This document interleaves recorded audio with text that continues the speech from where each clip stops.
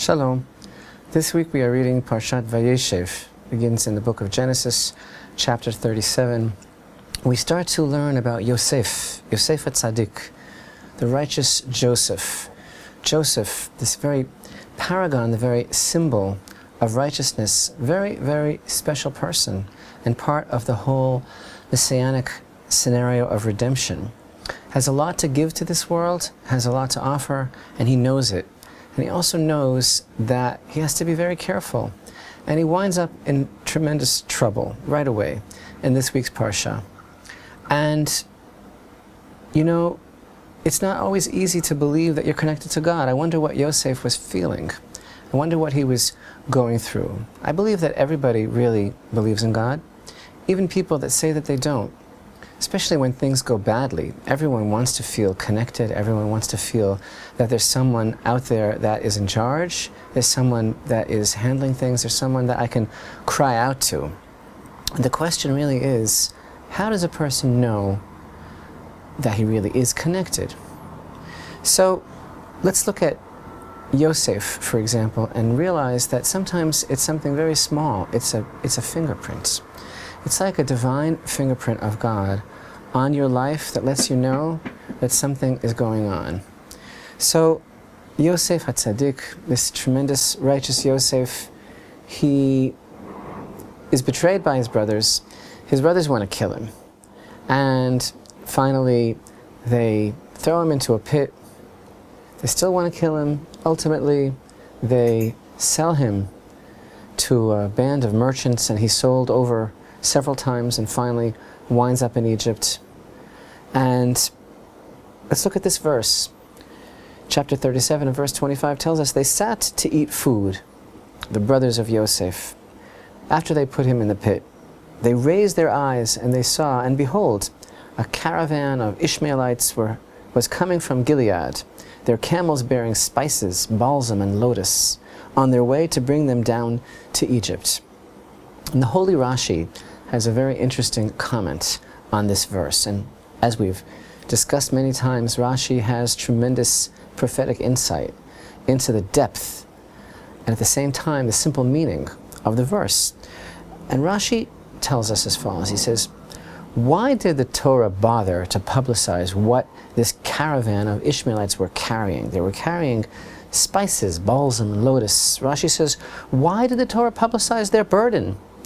He says, to let you know the reward of the righteous. For it is customary for Arabs to carry only kerosene and tar, whose odor is foul. But for this one, meaning for the righteous Joseph, it was arranged, meaning from heaven, that they should be carrying spices, so that he should not be afflicted by a foul odor. And this, of course, Rashi actually citing from our sages, the Mechilta. Now I want to ask you, look at Yosef, everything that he's going through. He is alone in the world. He was torn away from his loving father. His brothers want to kill him. They throw him into this pit full of scorpions and snakes, and then they take him out of the pit and they sell him. They sell him down the river. What difference does it make what it smells like in the caravan? I mean, is that really such an issue? Yosef at that time, totally abandoned, totally alone in the world, away from his father, betrayed by his brothers, an uncertain future.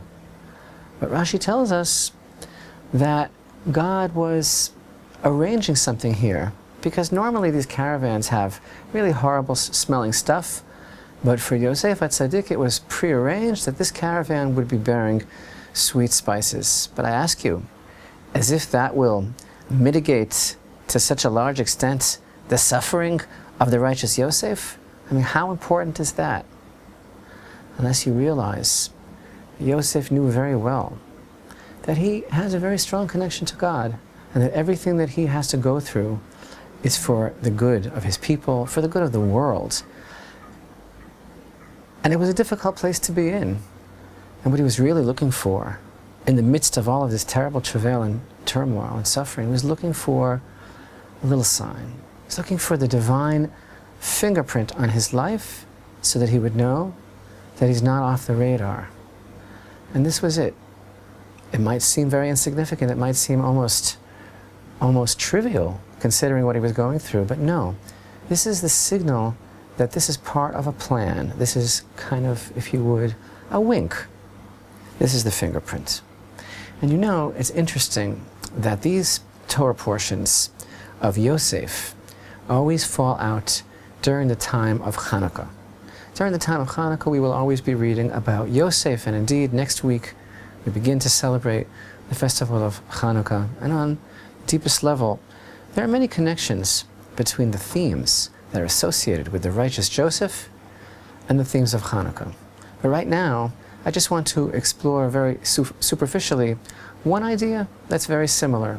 Because you know, the miracle that occurred for our forefathers, the time of Hanukkah, was very well publicized. The most famous aspect of the Hanukkah miracles is this one cruse of oil that was discovered to bear the seal of the high priest, to bear witness that it was not tainted, it hadn't been sullied, it was still pure. And everybody knows the story of the oil, that it wasn't enough to last, but it did last.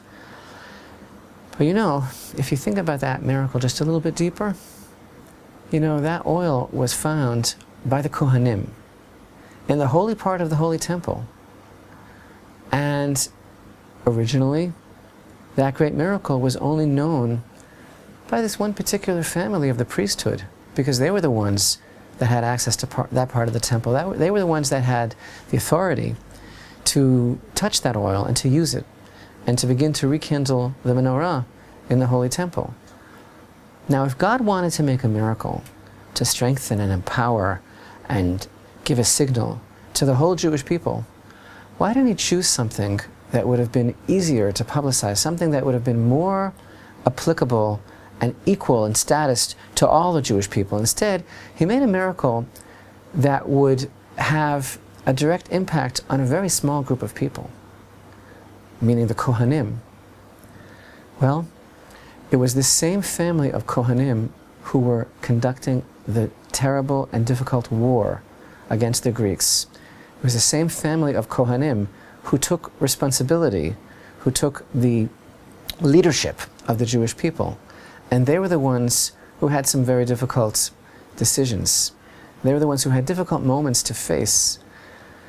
What was it like for them, the Kohanim, that were at the head of the raging battle? They knew that they have to stand up for the honor of God. They knew that they have to do something about those that had entered into the land of Israel and those that were trying to subjugate them and to erase the Torah and to destroy the temple. But the casualties mounted up all the time, tens of thousands and more of Jews that were being killed in this war. And indeed, after the temple was secured, the war continued to rage for many years. And perhaps the Kohanim, like Yosef, were looking for some little sign that they knew that they were doing the will of God, but that connection was still strong, that they were still on the radar. And this was the sign. And this is another beautiful similarity between Yosef and Hanukkah, because just as Yosef found the imprint of this divine fingerprint on his life through something apparently so trivial and meaningless as the sweet smell of the spices in the caravan that was tormenting him and taking him down into servitude, but he said, this doesn't compute. There's something about this picture. God is in control. So too, the Kohanim who found that oil, they realized, you know what? It's all worth it. This is what Hashem wants us to do. We are doing the right thing no matter what. And this was a signal to them to know that the imprint of the fingerprint was on their life and that they were indeed still on Hashem's radar. And all of us want to feel that connection. All of us want to know that really we're still on his radar. But the question is, do we really have what it will take to see that we are on his radar? And once we know that that divine fingerprint is on our lives as well, what will we do?